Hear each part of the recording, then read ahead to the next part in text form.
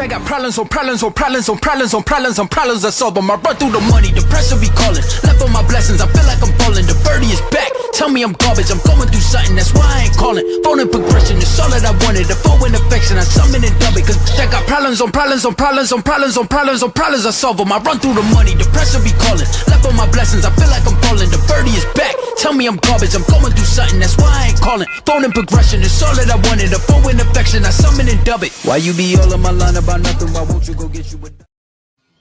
Oh, you're listening to the Urban Sports Scene. I'm Wole Kinlaw, and I'm joined by founder of CWall Sports. I'm watching CW channel. I'm sorry, CWall Sports Entertainment. And he's reporting Candi Waller. What's going on, Candi? What's up? I'm trying to make sure everybody knows. I was watching the CW network. I was like, why is CW in my mind real quick? I have no idea. What's going on? How you been? I'm the original CW though. What do you mean? I mean, when you back then with like Smallville back in the day, I used to watch shows like that on the CW. I used to be one of them. I ain't gonna lie to you. I used to watch CW shows. What's going on? How you been? I'm good. Yeah. Oh yeah.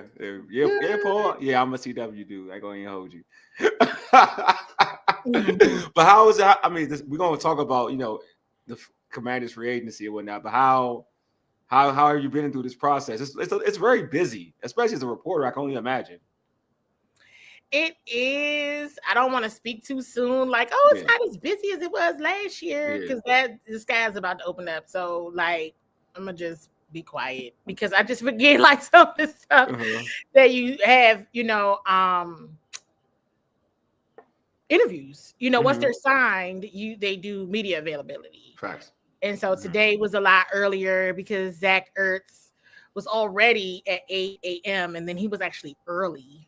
So we were like, oh my God, and trying to get on there like 15, 20 minutes early because he was like, you want to talk to me? You better talk to me now. So, but all good vibes, all good, great vibes. But it does get busy. And then it's, trying to track the team.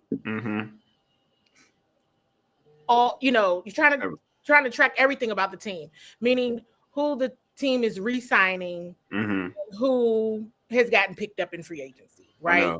Then it becomes all right, well, then you got to get somebody to fill that hole. Facts.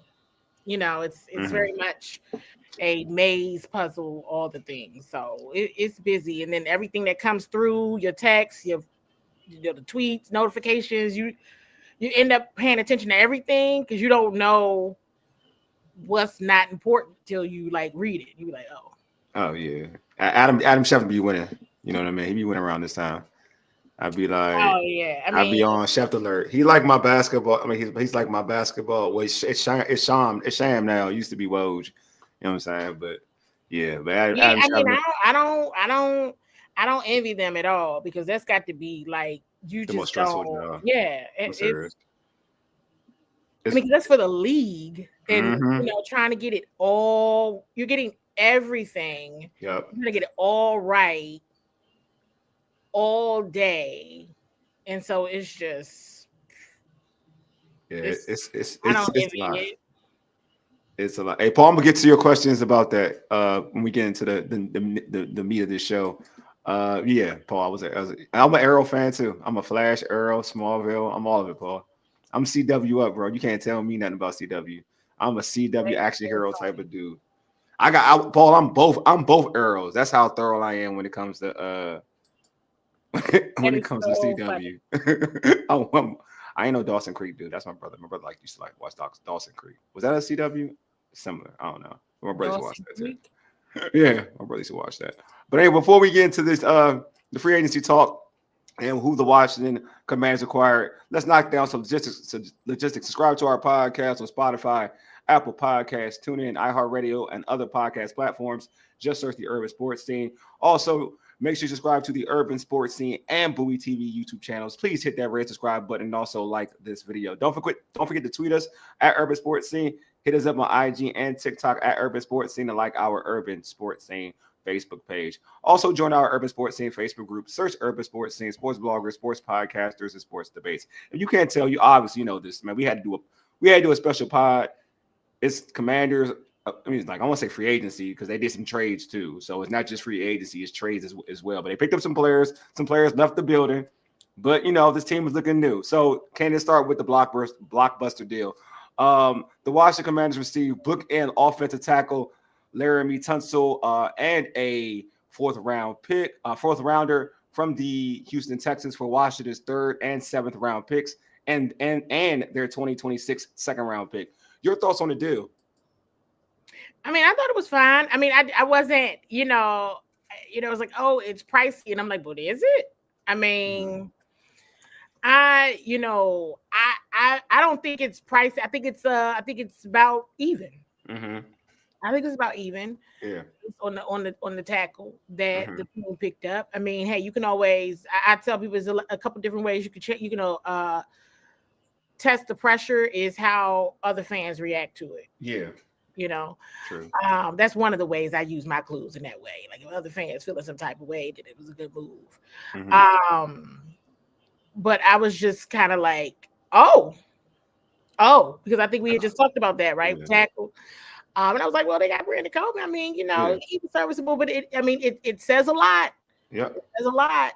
I think it probably says more than anything that the trade was made for that very important. We know the left tackle is a very important position, right? I mean, when you talk about, you're spoiled, right? Because of Trent Williams and everything. But when you talk about left tackles in today's game, not named Trent Williams, I mean, Tunsil's at the top of that list. Yes. He's at the top of that list. I mean, it is what it is. Now, I mean, hey, I might have my challenges with penalties because I'm just a anti-penalty person. I just got issues with penalties, false start penalties. I just don't like them. Any penalties at the line of scrimmage just drives me insane. But I mean, we'll see what happens.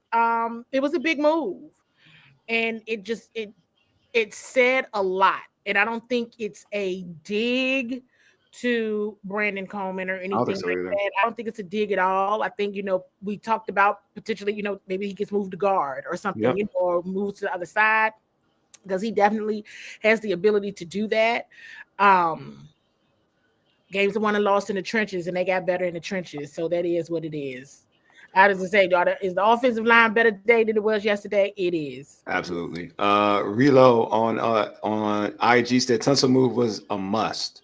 Yeah, I don't. It's crazy. So I just felt like there was an opportunity to get better. Right? We talk about this, and no knock on Brandon. I said I'm gonna be honest with you. I thought Brandon Coleman, for where he was drafted, played above where he was drafted. To be real with you, like so he is a talented dude. There's versatility. And especially now since you can slot him in guard, I think he'll be an all-pro guard if he goes to guard. I think he'll be even better. He'll be better. I think he had a tall task as a rookie.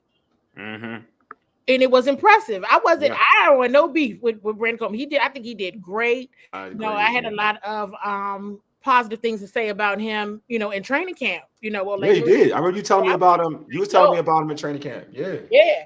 And I remember a couple days asking, Coach Quinn, hey, if you get to look at the one-on-ones, which one-on-ones are you really enjoying the most? And he mentioned, I think it was Brandon and Dorrance, maybe. I don't remember. Brandon and Cleveland. And I was waiting to see if that was one of the matchups because I was super impressed with him. I was like, this dude is and making that move, then if he shifts, then the guard, which I'm assuming that's what's going to happen. I have no idea. Then that's good. They wanted to get back. I mean, they're getting better. Yeah.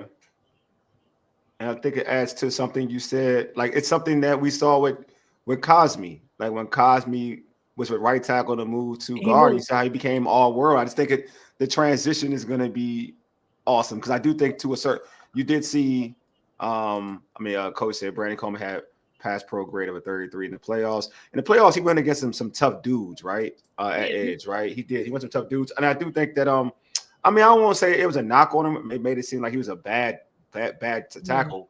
I thought he played again throughout the season, his consistency. I thought his body of work, he was good for a rookie tackle. I don't think you can say he was like we've seen worse rookie tackles. He was good for a rookie tackle. But now when you get a Tunsil, you can push him to guard, or if you want Baker play right tackle, that's fine. I think he can probably play right tackle, to be honest with you. Yeah. But if you push him to guard, I'm telling you, in my opinion, if he moves to guard, at right tackle, I think he'll be good. But at guard, I am just like Cosme. I think he'll be all world. I think he'll be I think he'll be a high level Pro Bowl guard in this league. It'll almost be second nature to him. Yeah, exactly. I totally. It'll almost be like it'll be too. It's like normal. Yeah, and that becomes your what is it called? Your athletic, intellectual ability. Mm-hmm. It almost you just do it well. I think that's what I'm saying. And then if anything happens, right? Because we saw. And why did I do this to myself over the weekend, right? I went back and started watching games all over again, trying to figure out what they were going to do. I was like, what? I need a life. Why am I doing this? But anyway, so I was just like, but it was fun because I was seeing things that I still didn't see. Mm-hmm. But at one point, there were games where players were getting injured and they were having to move. Everybody was having to move. Tyler would have to go out. Andrew Wiley would have to go out, right? Nick went out. Brandon went out. And everybody was having to move. And so they know what they're doing. Yeah. They got better. And the playoffs are very difficult. Yeah. And it goes, again, I do want to, hammer this down. I remember watching Cosme, at right tackle, and I always said I thought Cosme at right tackle wasn't as bad as people made him out to be. I thought he was a good right tackle. I thought injuries kind of hampered him, but I thought he was solid at right tackle. But he knew that he could be an all-world guard if they moved him to guard, though. He knew he would be super talented at guarding. He was. He's to me one of the better guards in football. He was one of the best guards in football when healthy. I think you're going to get the same. I'm really meaning this. You're going to get the same level of play with Brandon Coleman. I think in terms of notoriety and ability, in terms of accolades, I think he's going to prefer playing guard. I think people will talk about him as one of the best guards in football if he does make that change. I mean, these trades, I had to laugh. I said one thing Adam Peters is not afraid to do is trade somebody. Mm-hmm. And I was like, he gonna sure enough trade somebody, because I thought about that, and I was like, isn't it around this time of year when Sam Howell got traded, or whatever the case may have been? He will trade people. He's been trading people all throughout the year since he got here, honestly. And so, what's going on, Jeremy? My guy, what's going on, bro? I just, the addition of Marshawn was at the trade deadline. We know that they picked him up injured, but, Adam Peters was very vocal about being excited about, Marshawn getting back to 100%, spending a whole offseason with the team, all of that. You look at the acquisitions of Deebo Samuel and Tunsil, and you're like, dang, they were serious about getting better. Mm-hmm. I mean, there's no doubt they're upgrades. On the O-line, that's a big upgrade. Mm-hmm. A big upgrade. I think that the only issue, it'll probably, obviously, we'll see what they do at, he said, I love for them to kick Coleman inside. You go, yep. Oh, yeah. They put him back on. Oh, my gosh. When my man, Dilek said, if the Commanders can take, if the Commanders can take right tackle, Wiley can become a swing tackle, or put Wiley at guard, which was his best performance at KC. That's true. Wiley is good at guard. They can do that too, because they're gonna have to do some movement, because they really don't know when Cosme's going to get back because he's injured. Yep, that's true. Right. So there's going to be some movement there, right? And then you figure if he, hopefully, he continues to get better. They're not going to rush him like Adam Peters said at Combine, but he said he's doing all the right things and he's working really hard to get back, but they're not going to get him, they're not going to rush him. But if this is a team who we already know goals of the postseason, they're thinking, okay, this is how we can operate. Cosme be ready to go later in the season or for playoffs. Yep. Totally. And everybody go to your rightful position. That's how it feels like it's going to play out. So, yeah, Trent, this is a fact. I remember Trent did play guard a little bit because he was hurt, and he was so good at guard. Trent could play anything. Trent could do anything. Play any position. Trent could do anything, man. He could play center in a high level. Trent is just amazing. Oh, sorry. I'm starting to reminisce again about Trent Williams. I apologize. That's funny. I need to stop doing that with me and Trent. Y'all got don't. As a matter of fact, folks in the chat, don't bring up Trent to me because it's a sore spot for me. I'm not gonna lie to you. Well, somebody did say to me today, they were like, "This is probably the best left tackle the team has had." Oh, by far. Just like yeah. Not comparing him to Trent. Let me be clear, but like, this is the best one. You know what I mean? No, Trent Williams. Oh, you talking about? Oh, my bad. Oh, you talking about Trent Scott? No. We're talking about Trent Williams. No. He was talking about Trent Williams, right? He was talking about Trent Williams, right? I don't want to act like because my man Jeremy said he thought he was talking about Trent. Made an assumption. I thought you were talking about Trent Williams. Correct me. Who? Me? Not you. Oh. Not you. I know who you talking about. Talking about Trent Williams. Oh, I know who you talking about. Deluxe said, he said, yeah, he's still we're back. I'm right. You're talking about Trent Williams. Thank you. Appreciate you. He said if Coleman gets moved to guard while he is in his last year of the contract, would be on tackle hunt next year again. That's if Coleman sees his right tackle. True. Where'd the O-line coach Bobby Johnson? Mm-hmm. Where'd the O-line coach Bobby Johnson? Because he worked some miracles with that offensive line last year. He definitely did. This offensive line is going to be much better, I think. I think everybody gets slotted into their correct place now. Like that Tunsil was that missing piece. Everybody gets slotted into their correct place. I think the run game would be better. Everything should be better in terms of what we saw compared to last year. And to your point, Candi, I think that the coaches deserve credit for what they did with that O-line. Absolutely. You know what I mean? Definitely. So I think what does this mean for but I'm gonna go to my next question. What does it mean for Jaden? Like how does this line unlock Jaden Daniels even more now? Because now this O-line to me went from being a line that I thought overachieved last year to a line that I think now is like super talented when all the pieces are healthy. It's so crazy. That came up on the show I was on before this, the First Trigger podcast. So shout out to them. But about O-line and corner was, the positions of concern. Like training camp was like, oh my gosh, what do we do? Ooh, it was so many conversations. Now I know I never said this, but I know it was conversations around, do you even let Jaden Daniels start behind that O-line, right? It's like let Marcus Mariota. Remember, there was a conversation nationally. It was conversations around maybe you should let Marcus play because he, is better equipped. Was concerns about that O-line, and the O-line was really the unsung heroes of the season. Yes. Seriously, I really don't think. I mean, Jaden Daniels is who he is, right? And I know largely the team would not have had the success that they had without a Jaden Daniels. But along with Jaden Daniels comes that offensive line, and even though they had some really tough moments, they were able to come away with some wins. Zach Ertz said some things this morning that we can get to that in a moment. Yeah, about some of those games, but the fact that no one expected the offensive line to be good, and no one outside the building, right? Yes, expected them to be good. They were great, but the team still found and said, "Here's where we need to get better." I think it's to your point, Wole, so that then it puts everybody in the position where they are best able to succeed. And that is one of the things that I've noticed about this coaching staff. That's why you all know this about me. I'm big on coaching. I'm going to ask questions about coaching. I'm going to ask the players about their relationships with the coaches. I'm going to ask about things and ask the coaches, about their relationship with what they think.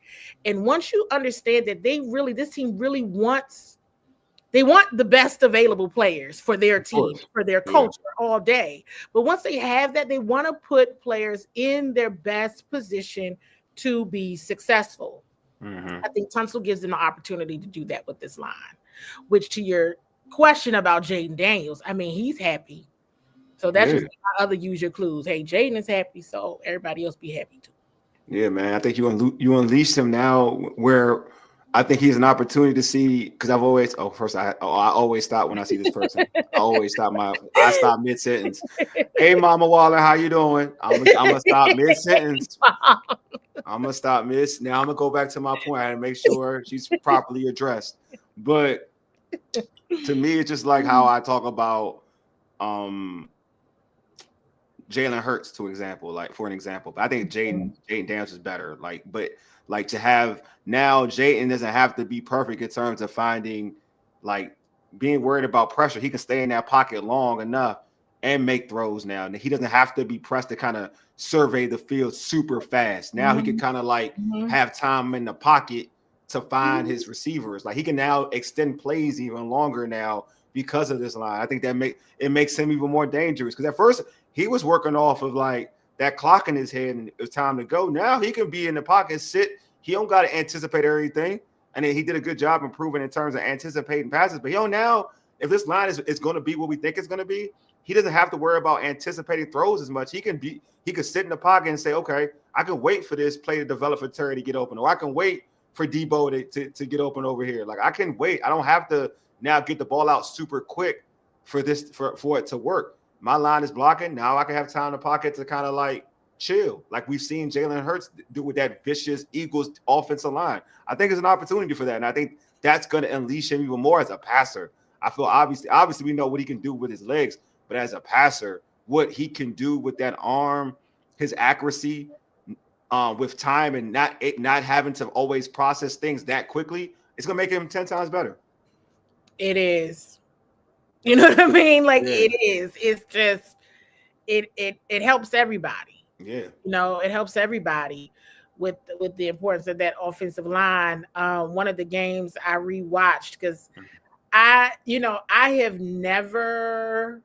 No, that's not true. I've watched all the games, but I piece them together, But I rewatched the Hail Mary game straight through, that. Other than when I was there, sometimes I'll stop it or write my notes or talk about this and talk about that. But I watched it straight through. I'm not gonna pause anything. I'm not gonna write no notes. I'm just gonna sit here and I'm gonna watch it. And I remembered it coming down to the last play, the Hail Mary. And I said to myself, oh, what Jaden Daniels can do when he has time. Which is literally what I was saying. I don't even know what day was that. Saturday. I don't know. Friday night. And I was just oh, what he can do when he has time. Because he had all the time. It wasn't a lot of time on the clock at all. But that's just Jaden. And their coaching staff, that was the play. They practiced that play. They told us later, we practiced that play. It was always set up for Noah, and it just, it worked. Yeah. But in practice, he got time because you can't tackle. Yeah, you got time. Yeah, you're not tackling. And so I was because they did a heck of a job blocking on that, right? But everybody, it was a great job. Gosh, Austin Eckler was in there blocking. It was all kinds of blocking going on for them to try to get that play off, and they did. And it just then reminded me of all the plays that didn't happen because he just didn't have the time. Yeah, and I just think that now, when you have him as a dual threat, and I think just we've seen him grow as a passer throughout or towards the end of the year. You grow and you grow in the league. You grow, and the one thing about Jaden, I felt like he got better towards the end of the year as a passer. We already knew he was a playmaker, but as a passer, I thought he got better towards the end of the year. Yeah. And I just feel like now going into the year 2, knowing that you don't have to be, you're always gonna have those quarterback instincts to know when pressure is coming, but you don't have to be overly concerned, because especially again when you have a left tackle like Laremy Tunsil, you don't have to be over. You trust that dude. You know, he's gonna get the job done. Not saying, and this is not a slide. It's not any shade to Coleman, but then when you're playing with a guy again, this is the best left tackle this team has had since Trent Williams, by far. Not even close. This is he is on the caliber of what I was talking about, Candi. He is that type dude. When I said I was spoiled, think they was gonna do it. I was shocked. I was oh. Yeah. So when I said I was spoiled, this is what I mean spoiled. He is the spoiled. Tunsil is the spoiled. He's the type of dude. He is the what I looked at when I was talking about. We have Jim Lachey, we got Chris Samuels, we got Trent Williams. We got Ray Brown. We had John Jansen. Like, we had tackles like that. Like, this is what that represents to me. Like, he represents that to me. Like, Tunsil. Like, he is on the level of what I like and what I've grown up watching here in Washington. Like, this is the type of tackle we grew up watching. Like, we've been bad, even with bad teams. We've had tackles like this. So I'm like, this is the like, and again, Coleman, hopefully it could have maybe, I'm not saying he could never reach those heights, but I know for a fact. Need to be there. You need to be that now. And Tunsil is that now. And Tunsil is that now. You gotta be that now. It's like I was sharing with people when it comes to draft. If we haven't learned anything yet, this is a now team. Yeah. Anything building, development, you got to take all of that out of your vocabulary dealing with this staff. Tell them. What's going to be the best option? What's going to be the right mix today and now? And that's what they're going to go with. And you think about, Georgia Coach. You know, some of the things where the team needed to get better, you're seeing them get better. They did need to get more physical with their receivers. I mean, they did. Yeah, they did. Sometimes get out there, get knocked around. And, you know, and the line. So we'll continue to see what happens because this is just the beginning. It's really just the beginning of free agency. It really is. I mean, hey, people be making trades on draft night. So it's stuff that is happening all the time. It's opportunities to get better up to the trade deadline. So this is a team, this is a front office that is going to do that. And I want to say this, that Zach Ertz, did you listen to Zach Ertz press conference? No, I haven't, but you can inform me. I haven't. It was very good. He came in and he was on 1,000. He was really good. He was early, and I was like, oh gosh, he's early, and you know, and that was great. It was good to see him, and we were on Zoom, and I had even like, just asked him about, he was like, well, I came here last year. I was like, I know, I'm half asleep.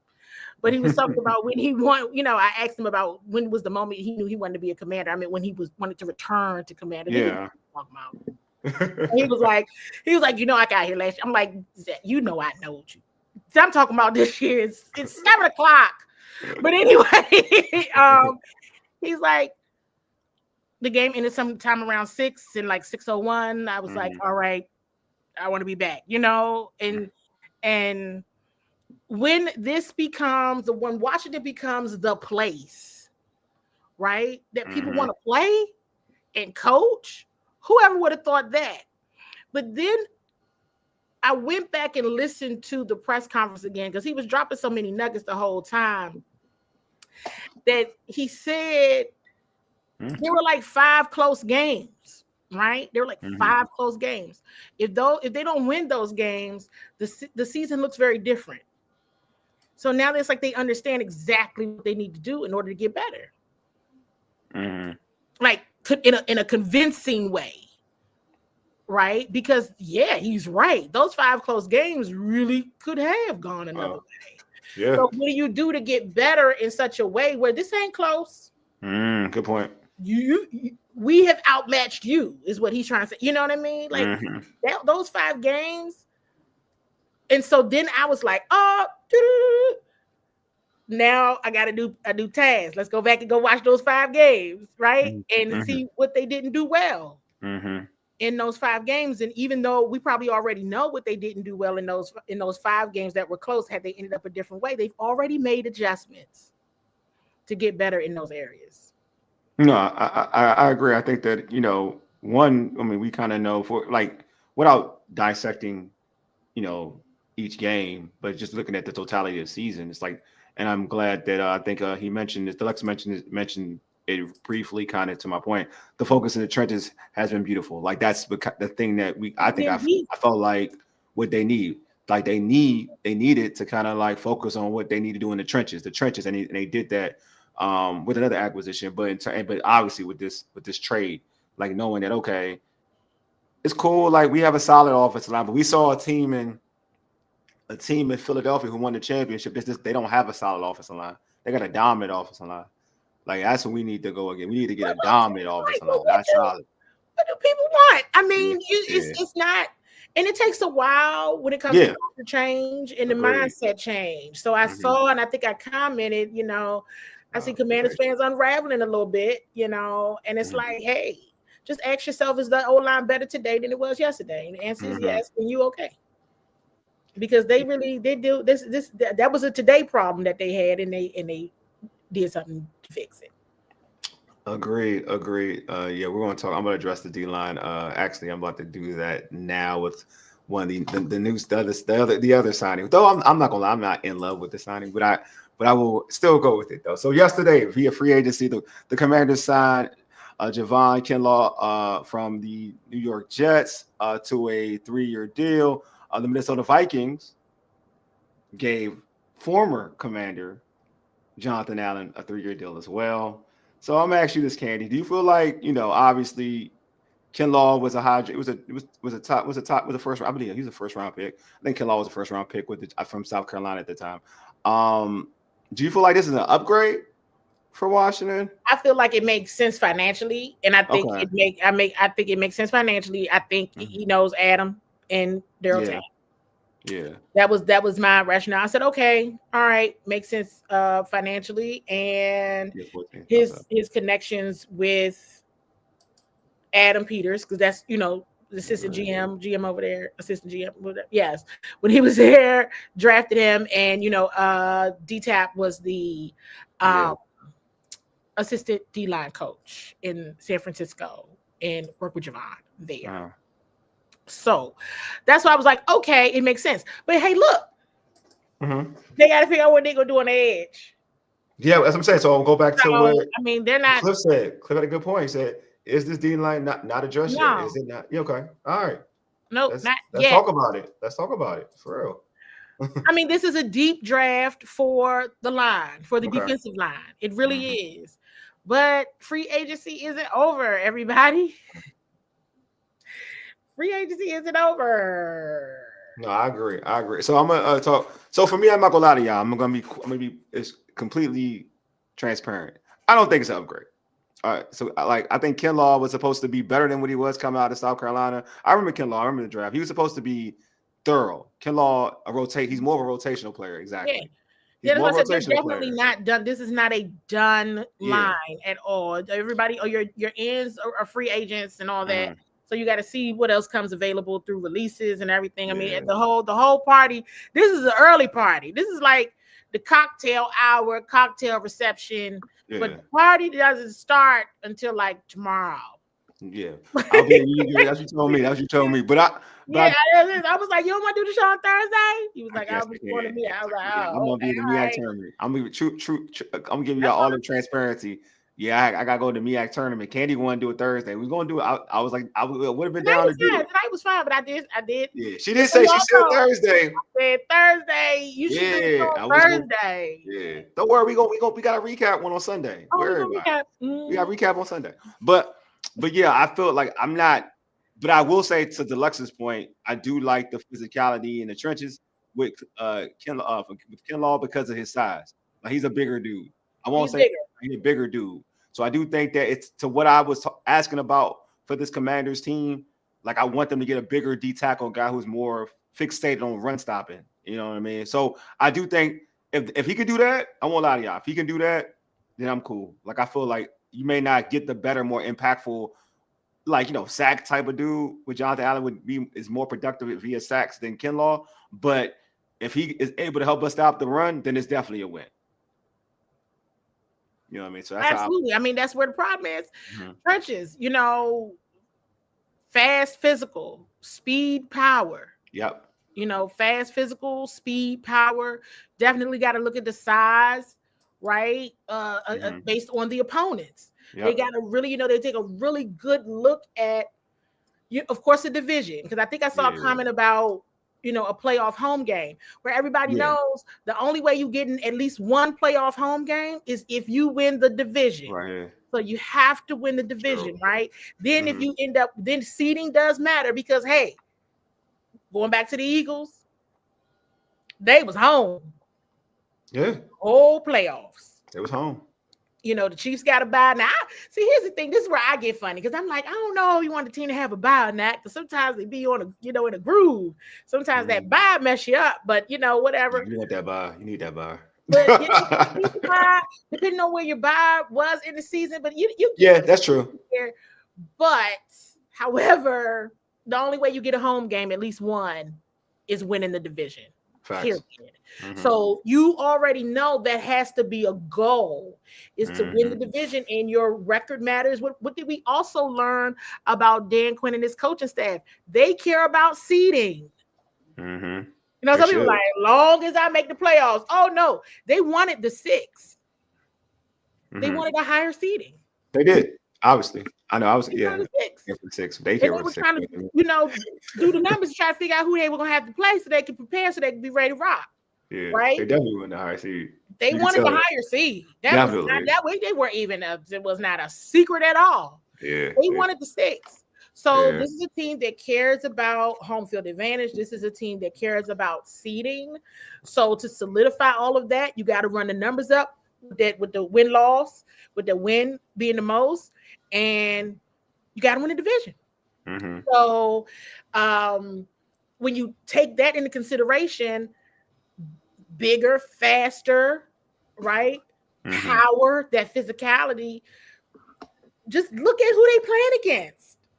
And that's what I tell people, hey, and this is one of the things that I share. You hear me say this all the time. Or like, I'm like, if you don't do anything else, pay attention to who is playing on the other team in the division. First and foremost, who are these players lining up against? Who's their matchup? Because Dan Quinn has talked to us about that several times in the media room, right? Which is, you got some of this, yes, it's scheme, but some of this, you just got to beat your man. You got to beat him, right? You got to match up. You got to win. And if that wasn't happening when they went back and looked at the tape, then hey, there you go. This is what we're talking about. This is where you got to get better. But you look at the division, and then you really do have to take a look at the Dolphins, who they play next year, the Chargers. Oh yeah, by the way, the Vikings, Minnesota is on their schedule next year. The Green Bay Packers, right? I don't even know. Is the Raiders on their schedule next year? The Raiders? I think they play. I think so, but I'm not sure. Hold on. Who they playing? Say something to me about Jeremy Chin coming back home for the. Well, not this is not sure. I'm not sure. I'm not gonna lie. I'm not sure. So either way, you got to watch all them people. Yeah, AFC West. Pay attention to all those folks. Paul said, yeah, they got the AFC West, so he's right. He's yes, right. Yes. So yes, and I think that's a home game for the Commanders. Okay. So you do have to pay attention. The division, right? And then who is on the schedule? Because these are the people you have to beat in order to get the optimal seeding and win the division.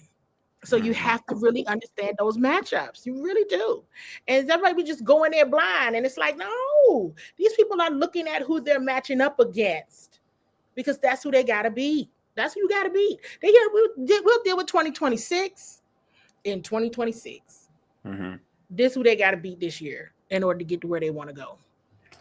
Cliff said, I feel like Newton is going to have a good year. I feel like I am more of a believer. He better. Look, this is what I'm saying. Like, I think Newton, like, money dictates. I'm a believer in money and how money dictates in starters in the NFL. Money dictates that Kinlaw is the starter. It's Kinlaw and Payne. That's what the money dictates.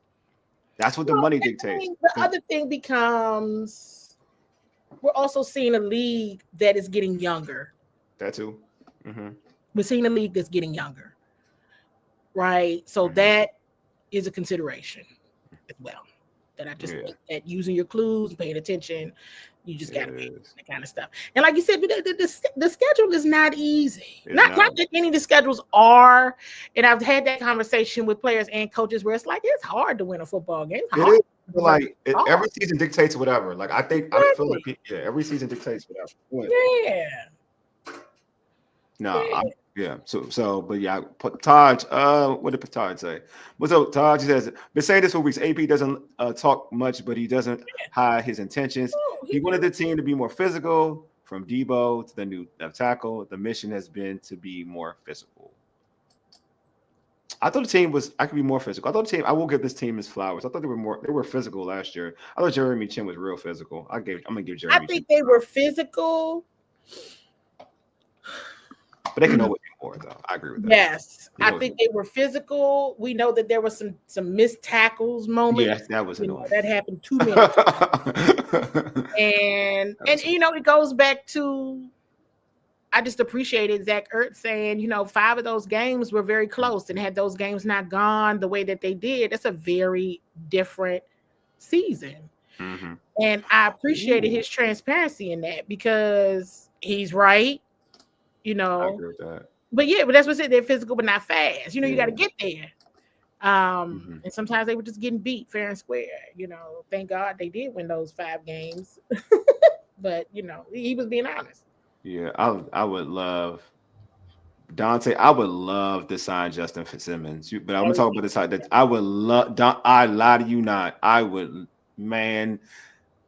The safety they got now, God bless him. I would love to sign Justin Simmons.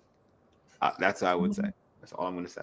I'm gonna talk about because he's on my board. After that's who I wanted at safety because he's different from Chin. But I'm gonna talk about that though. I'm gonna talk about that later. Actually, I'm not gonna read that. Oh yeah, Deluxe said Jets had Kinlaw playing nose tackle. That's not Kinlaw. Prediction: Kinlaw will play at tackle and edge. I mean, you can do both. I mean, you can see. I mean, there were times throughout the season where they moved people around on the defensive line. I don't think it worked all that well, but they did. I mean, you said again. You know what? I'm gonna talk about Will Smith now because he brought him up, and I can always go to the other topics. I'm gonna talk about Will Smith now. That doesn't mean you don't pick up a Justin Simmons or somebody like that. I don't think Will. I don't think. I said Will Smith. Will Harris. You mean Will Harris? You had me calling Will Smith. Will Harris. Yeah. See, Paul, you messing me up. Will Harris. Yeah. I'm with you, Candi. That doesn't stop his contract. Again, I'm gonna say contract dictate who you are to me in the NFL. 2 years, $8 million, 4 mil a year, basically, or even I think it stretched to 5. It could be stretched to 10 mil, but even at $5 million per year doesn't scream out starter to me. But it is what it is. I mean, it's an opportunity. So let me get into that real quick. The Commanders signed Will Harris to a 2-year deal, again, worth $8 million, can stretch out to $10 million. He's possibly he is possibly the replacement for Laremy Tunsil, who went to the Raiders, which you mentioned, Candi, already. I'm gonna ask you before I get into it. Do you see him starting alongside Quan Martin as a safety, as another safety? So you don't either. Got you. I'm with you. I don't either. Paul, Paul. You know what? I'm gonna squash this argument, Paul. I'm gonna be real with you. I mean, he could. But he could, but I do want to because Paul says this. He's physical and fast. You know who's physical and fast, Paul? Laremy Tunsil in a lot of ways, but I'm gonna stick to my gun on this one for right now. Yeah, I'm gonna say this. You know who's fast and physical too, Paul? Percy Butler. So he's actually Percy's faster than him. That's all I'm saying. He's faster. Percy is faster than Harris.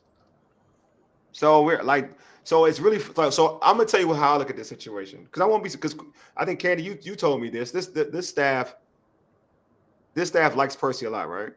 Yes. You told me this, right? Special teams. I told you that. Yep. So my thought process my thought process is this going to be a competition? Like if they don't bring another safety, this is my belief. If they don't bring in another safety, right? It's a competition between Percy and Harris in camp to play alongside to be starting alongside Quan. That's where I'm at. That's what I think. It would be interesting to see what happens with Dominique Hampton this year. Who they. I thought he's playing linebacker. Lakers said he's playing. They moved him to linebacker. Yes. We have to see what happens there. Harris ain't good at safety. Harris ain't that good at safety either, buddy. I mean, he's not a playmaking safety. I'm gonna be real, Paul. He's not a playmaking safety. He's not the safety that you want. Put it that way. Just because he's fast doesn't mean he only had one interception. He's not a playmaking safety. He's similar to Percy Butler. Similar. They're very similar.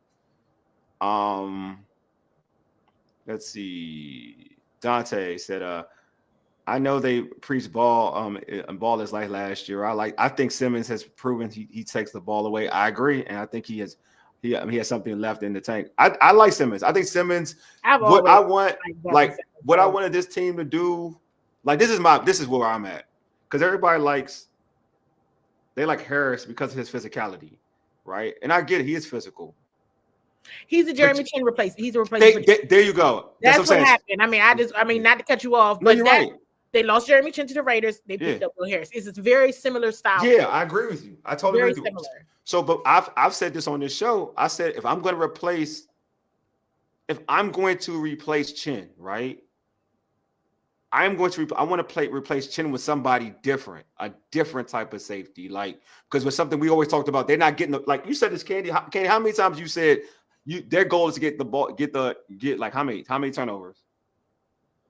Well, yeah, that's what I'm saying. You saying like I would say it all the time. Be like, I'm not saying there is a goal of 3 takeaways, and I was like, I'm just gonna sound like the bad person because I know when people have goals, you need to try to meet your goal, and they're not meeting these goals. So I need you to get the football because that's part of getting the goal. You know what I mean? That's what I'm saying. So, all right. In terms of moving on, you give players an opportunity to pursue free agency. That's what happens, you all. He's a free agent. You give people an opportunity to explore free agency. But if you have somebody similar or you think is comparable or better, you just hold off. He found something else that was paying more money. I'm responding to the thing about Jeremy Chin. It's not like they just let him go. I mean, everybody, it's a fair shot. It's a fair shot unless they can believe they can get someone comparable or better.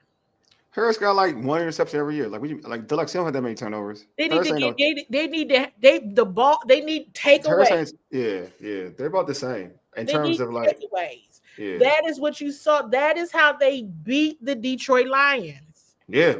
It's the only way they beat the Detroit Lions because the Detroit Lions was out there ready to roll. They had to get the ball out of their hands and into Jaden's. And then once Jaden and the offense got in their groove, that's the thing. This Commanders defense, they can't. This past year's defense, they cannot be on the field long. Yeah. They can't be on the field too long now because things don't go well when they're out there too long. And I think this was a good pickup. Let me be clear. It was. I'm not hating. I'm not hating. I'm gonna let y'all know what I think about it. Comparative to Jeremy Chin, it's extremely comparative. Yeah. But the fact remains, they have a turnover goal of 3. And I was saying it, and I would be like, yeah, they won the game, but they still not getting takeaways. And I think it took about. Was it 6 games, 5 or 6 games? Took the playoff game. That playoff game for them to go crazy. Right. They didn't even get 3 until the divisional round when they got 5. But I don't even think they got their first pick until, was it week 5, 6, 7? They don't get, that's the thing. They don't. The only ball hawk they have, to be real with you, is Mikey. And that's the thing. Like, you can't, like, at corner, it's the only ball hawk right now. Marshawn probably should be better. Once he has a full camp or whatever. Right. But Mikey, in terms of last year, the only ball hawk they had was Mikey. Right. And Jeremy Chin, I'm not saying he was like a ball hawk, but I'm saying, and so somebody said that he's faster. Harris, I know that. I'm not saying that. I'm saying that if you're gonna look for speed, if you all want to go with speed, Percy Butler is faster than both of them, and Percy Butler is a similar style of corner. I mean, of safety player. Then we look at Harris. He's similar. He's very similar. So. Right, Baltimore was their first turnover. Exactly. Yeah, right. Baltimore their first turnover. The first 6 weeks of the season, they did not have a takeaway. So my thing is that when I want to replace, because to Candi's point, I want the team to turn the ball. I want them to get more turnovers. That's my thing. So Chin wasn't and I've said this. Chin wasn't like that type of interception type of safety. I've said this already. I've been said this, but Harris isn't either. So I wanted another guy who I felt, if I'm gonna get a safety, looking safety in free agency, I want to get a guy who has a knack of getting turnovers. That's what I want. That's what I think. That's what I want from this team. the dude from the safety from San Francisco was picked up, so I knew they couldn't get him. But when my man said Simmons, that's the dude I was like, he gets turnovers. He's a ball magnet. He gets picks. Like they need to, like this team needs to start like Dan Quinn's defenses. They turn the ball over. Typically, they get turnovers. That's what they do. You need guys who can do that. So that's all I'm saying. Like they need guys who can do that. I mean, look. And I think I saw a comment about Saquon too. It's a couple things that we learned from the Super Bowl and just the Eagles overall. Defense still out here winning championships, okay? There you go. Disruptive defense are out here still winning championships, all right? Because that is what the Eagles did. They disrupted. I mean, they would just all. I mean, I just still clutch my pearls every time I think about it. I was like, oh my gosh, Patrick Mahomes is out there getting the dusted. This is watch him get dusted like this. This is very bad. But to the question of Saquon, let's be clear now. The Chiefs had an answer for Saquon, though. They did for him. The Chiefs had an answer for Saquon. They were prepared for that because, of course, that's who they felt was the biggest threat, right? They wasn't prepared for that Eagles defense, though. Mm-hmm. No way. They weren't prepared for that Eagles defensive line. They were not prepared for the disruption of the Eagles defensive line. But they did have an answer for Saquon. So if you go back and watch that film, go back and watch that game, they definitely had an answer for protecting and stopping the run from Saquon. Now, because they had so much emphasis on Saquon, that means in that offensive line is dominant, then it gave Jalen Hurts opportunity to throw. Okay, you took away Saquon, all he's going to do is use his arm, and he's going to get to who he can because they've taken Saquon out, right? Yeah. But to that point, you've seen where some teams have made certain changes, but I mean, they had an answer for Saquon, is what I'll say. So you mirror what they did, that is something similar, you know. Mm-hmm. But defense still out here winning championships because the Eagles just won one. I want to read something to Lex. I totally agree because I've been vouching for this dude. I think he's better than safety than both of these dudes I'm talking about. He's on the roster. The last time Forrest actually played, he had 6 turnovers in 2022. Yes, 2023 lost to injury, didn't play 2024. They seem to like bigger safeties than Forrest. I agree, and Deluxe, I'll go this far. I think Forrest is better than both safeties both safeties. I've said before, he's the safety that I'm talking about when they turn, like he has a knack for getting turnovers. He has a knack for getting turnovers. And I've always been trying to. This whole team got to get a knack for making. Yeah, but I've been clamoring for Forrest throughout 2020, 2024 to 2025. Yeah, and a lot of people are named, they free agents. So yeah, Forrest is a free agent right now? I don't. Is he? He's always under contract. All I know is like 28 of them. So yeah, but yeah, they need to move. Yes. Nah, Percy can't play. I mean, no. Nah, I wouldn't do that. He don't got that real. Nah, I wouldn't do that. Mm-mm. Linebacker's an instinct thing. I don't think he has like that type of instinct, to be real with you. Taj, I think sometimes we as fans have to realize that we don't always get the players we want, or things don't go according to plan. I agree. The front office has made I've just been telling people, and Wole knows I've been sharing this. I'm like, this is really early in free agency, everybody. He's a free agent. He's an unrestricted free agent. Yeah, I was about to say, I was like, default free agent, because I think about different conversations in the last day, locker room clean-out day, and it's still very early. Very early. Yeah, I love to bring him back though. Free agency and all the things, right? Because you got free agency, you still got ability to make trades and do all that and draft. So, it's still very early. Yeah, I do agree with you, Deluxe, on that. Like I try to check myself at times too, because I do believe that Forrest is better than Butler. But you know what? I'm also on the side of saying Adam Peters knows better than me. That's where I'm at now. Yeah, that's where I'm at now. Like even Kinlaw, I'm not the biggest fan of Kinlaw, but I'm like, you know what? He's smarter than me. Maybe it'll work out better than I think. You know what I mean? Oh, Cliff said Benjamin St. Juice, what's his destiny? Hopefully not here. No, go forth and prosper. Go forth and prosper. Hopefully not here. Well, I'm saying that, not Candy. I'm saying that. Sorry. Oh, I said go forth and prosper and be well. Very nice person. Oh man. Yeah. But hey, the team ended up with a really good season. Man, I was watching some of those games up front. What did I end up watching? I don't even know why I did that to myself. I watched the Chicago game. I watched Cleveland. Oh, Benji's games. I watched the Carolina game. I watched games that brought me good measure.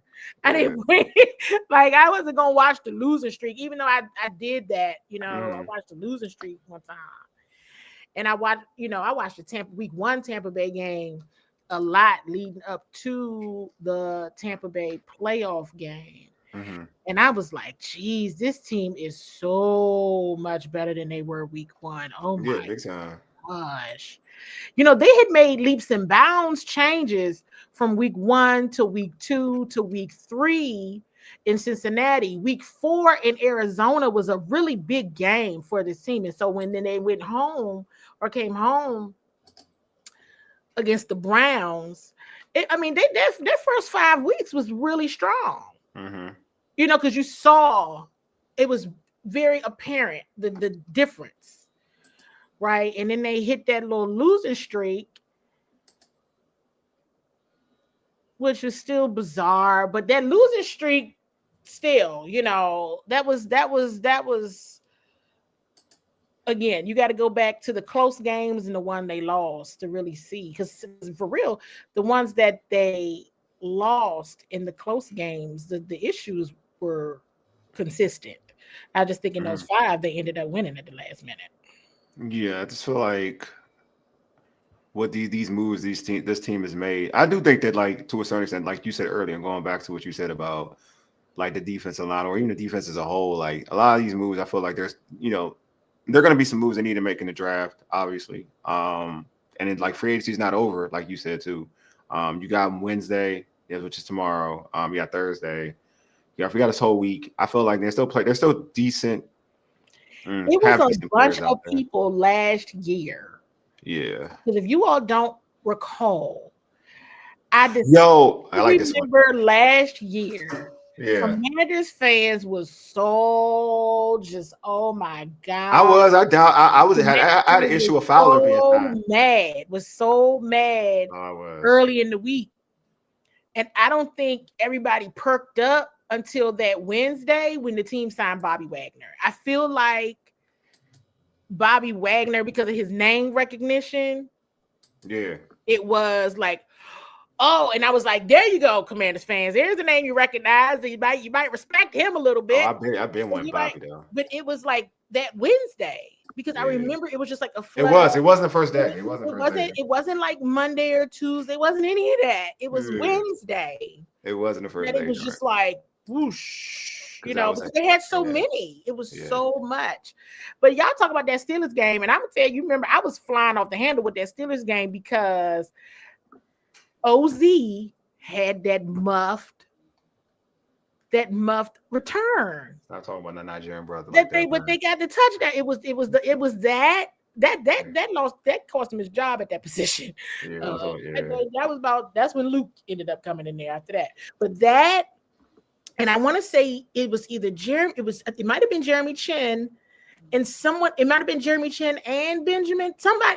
Benji got beat by. No, he got beat by. That was ridiculous. Benji got beat by first Steelers offensive drive. Mike Williams. But they got 2 penalties on that offensive drive. The Commanders' defense. Yeah. One was Jeremy, and another one was somebody else. And they ended up scoring there, and they ended up scoring with OZ fumble. Yeah. On the return. And that 14 points, if you take away that and then those random penalties, I always said that was 14 points right there they needed to get back. Yeah, it was because Jaden did enough for them to win the game. Because remember, they were losing, they were down 27-14. No, they were up most of that game. They were dominating most of that game. They were down, they were losing, and Jaden after the turnovers and and then next thing you know, they lost. Yeah. We got Deluxe. Who Deluxe? Like says, I may get heat on this one. I like Reeves in the defense better than Butler. I like Butler, but I have wanted him to take the next step. That next step. Me too. Okay, so I'm gonna be real with you when I talk about Butler. It actually, truth be told, doesn't come from. I actually like Butler out of the draft. Like I liked him a lot. I thought he'd be much better than what he is now. But I'm gonna be real. And Deluxe, you're not wrong. I think Reeves is a better safety than both of them. I think Reeves is a quality safety. I think Reeves needs to get an opportunity to play safety. I think he plays the position the way you want a guy who can get turnovers. He plays the position that way. I like Reeves at safety. I would give Reeves a chance. I would definitely give Reeves a chance, to be honest with you. Todd said, I'm more interested in what are they going to do at the edge rusher position. It's still some interesting pieces on the table and some interesting prospects that projected late in the first round. It's a deep draft. It's a deep draft for the defensive line. So they got answers. They have answers. And they have A, B, C, D, E. They have options and they have answers. I don't think we've seen this team just not respond. We've yet to see this team not respond when there was an area of improvement. Yeah.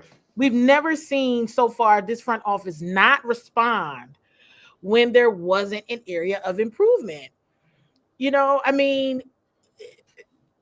From trading Sam Howell last year and what happened through that trade, the Jahan trade, the John Ridgeway trade, the trade for Marshawn Lattimore. Here's the reality. The corners needed to get better. They got better at corner.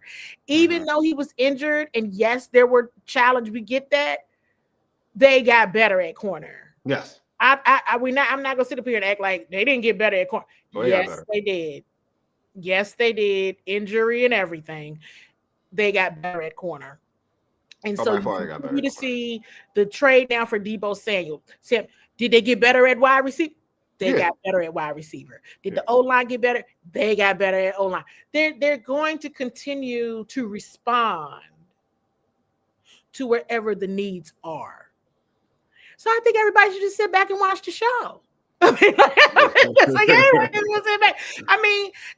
my heart drop a little bit personally when I saw that Jeremy Chin was going to the Raiders? I was like, oh man, okay, all right, yeah, but that's because we're very fond of him. Of course, great guy. You know this, right? We build relationships with people, and it's like, okay, all right, okay.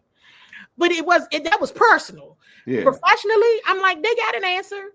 They got money. Okay? And that's all you gotta do. I remember last year it was Wednesday. It was definitely Wednesday. I was like, Commanders fans are up here hot.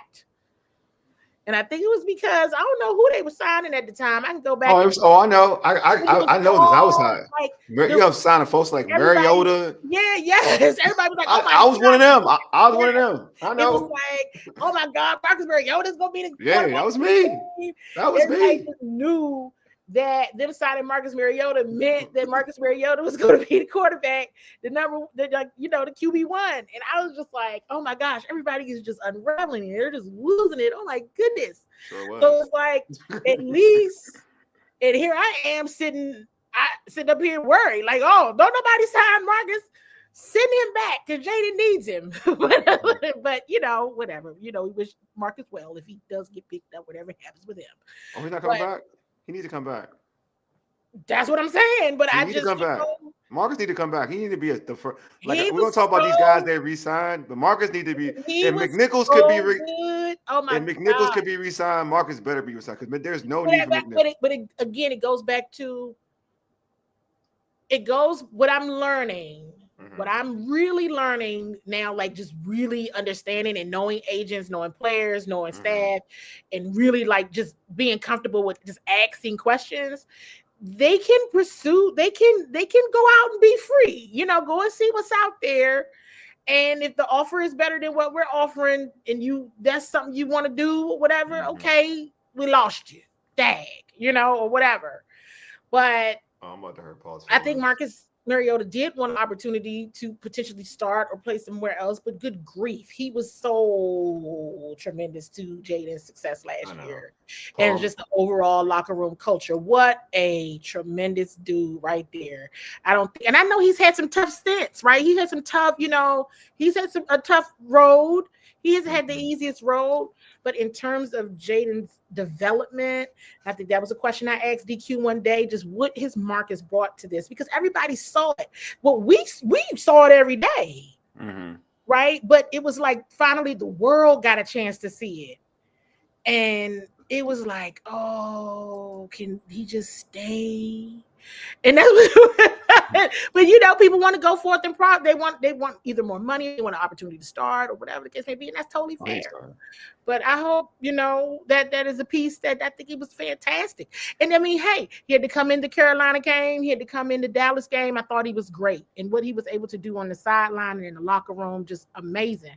So I know I went on a real rant there about Marcus Mariota, but it's just it. But again, that's a point that I think is important to bring up, that everybody was unraveling last year this time. I remember the two that were like, geez, y'all just wait and see what else they do.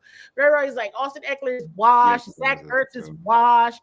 This one and I didn't say Zach Ertz is washed. But a lot of people was just like talking, you know what I mean? Everybody was just like, what are they doing? Signing all these old people. Then people didn't know who Frankie Louvu was. And I was I was that person too. I did not know who Frankie Louvu was, did not know who Jeremy Chin was, but I knew that Jeremy Chin. Panthers fan was irate about Frankie Louvu leaving. And I was like, let me see what they so mad about. And I was like, oh, that's why they mad.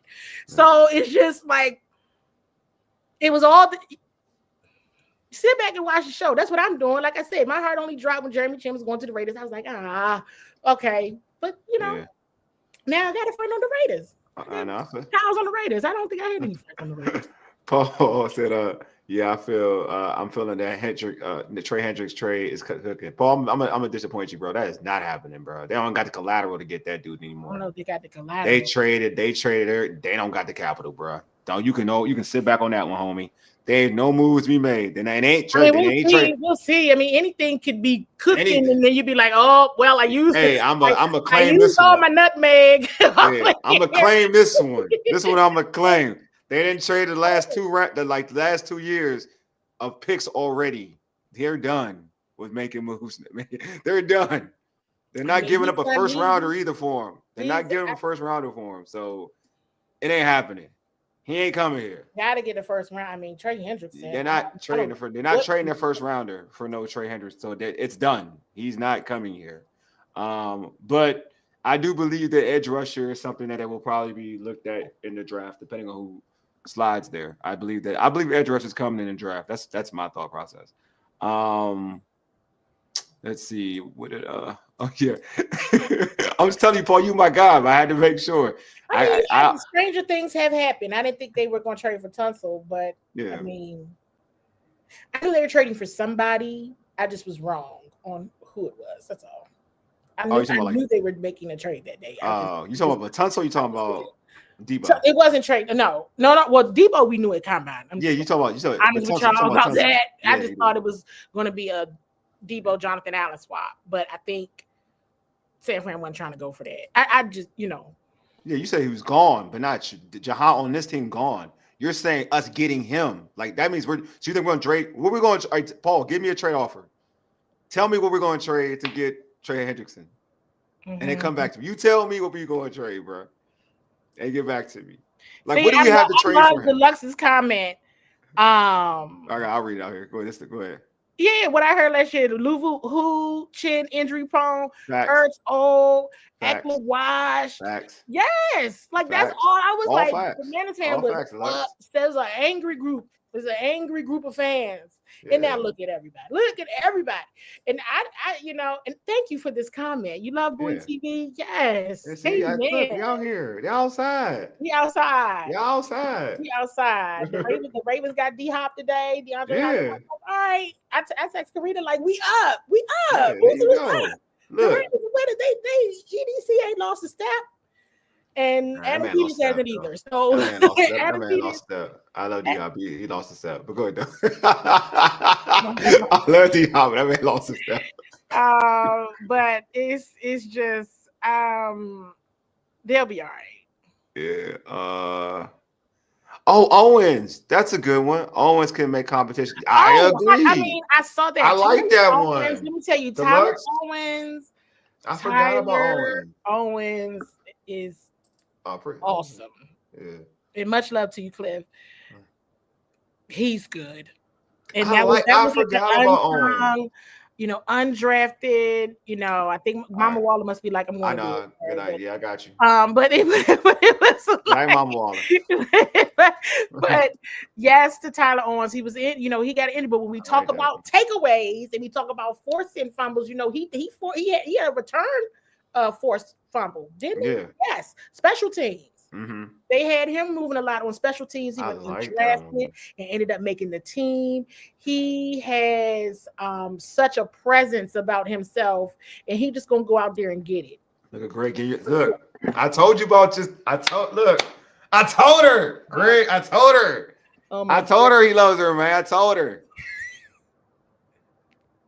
told her, man. She ain't believe it. No, I just be like.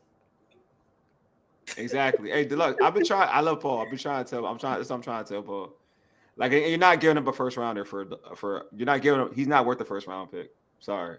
And I love Trey Henderson. I'm gonna tell you. Yeah, he's not worth the first round. As soon as I saw like the Bengals, I was like, oh, yeah. I was not even like on the Myles Garrett tip at all anymore. I was like, ooh, maybe they can get Trey Henderson. Yeah. But when they got Laremy, I was like, oh, they're not getting Trey Henderson. They're not. Yeah, they gave up. Do you see the collateral they gave up? They're not. They're done. They're done. They're done. That's a lot of trading. That's a lot of trade capital you gave up. That's a lot of trade capital they just went through. They just went through a lot of trade capital in a week. Now I ain't gonna sit up here and act like that's fantastic, but that's a lot, man. That's a lot. That's a lot. I know why they did it. Being very objective, I know exactly why they did it, but that is a lot of draft capital to give up in a week. Exactly. I agree. I totally agree. Dude's name, my man, said it's amazing to me to see some of these fans acting like they know more than the people who brought an NFC championship appearance. It's wild out here in these streets. I don't look, man. I think we all. I'll say this. Dude's name, man. Like, fans are fans. We're gonna always. No one's gonna ever. Everyone's gonna think that they're right about something. You know what I'm saying? It's to me. It's how far you go with it. I think that's the most important thing. If you're aware of yourself, then I think it's different. If you're not aware and you just think you know everything, that's a whole different beast. That's just a whole different beast. Like, for me, like, I have people I prefer, like we talked about, like Percy, but I'll give Percy Butler as a prime example for me. It's not me knocking Percy Butler, because again, I'll tell anybody off the rip, when he was drafted, I liked Percy Butler. I wanted him to play more. But then it got to a point where I saw him play a lot. I was like, yeah, maybe he ain't it. And then it was like when he was playing more than Defoe, I was like, yo, Defoe better than him. But the coaching staff thinks that he's better. So I have my beliefs, but obviously they think differently. You know what I'm saying? Do I still feel like Defoe's better than Percy? Yes, I do. But obviously he does something for that team and that organization, and they did get with Percy Butler getting a big role. They went to the NFC Championship game. So who am I to deny? Who am I to argue with it? But I do think so. I'm just saying, as long as fans ain't over the top and saying like Adam Peters is trash and he's trash, he's washed, I don't know what he's doing, this, that, and the other. If they saying that, then they crazy. If they just say like, you know what, I don't agree with that, I think they're fair, because I don't think you have to agree with everything. There's players like, dude, I'm the one who gets on everybody. I got on the Luke McCaffrey thing. I was like, everybody, I be gassing up Luke McCaffrey. Like, and I feel like I'm still right, but but it is what it is, though. Like, but again, everybody does, and to be honest with you, every GM doesn't bat 1,000. They're gonna get some. Oh, absolutely. I mean, that's one of the things I remember when Adam Peters came here and everybody was talking about the Trey Lance miss, right? And I said, here's the thing: nobody's gonna get everything right. What I can appreciate about that front office at that time is that they didn't let the Trey Lance miss make them miss a beat. Yeah. That's what you got to figure. That's where you got to look. Where's the recovery? Ooh. Right? Mm-hmm. So, hey, you missed out on a huge. I mean, they moved up in the draft that year to get Trey Lance. Mm-hmm. Wasn't that the whole thing? They moved up in the draft, gave up all this draft capital. Wasn't that year?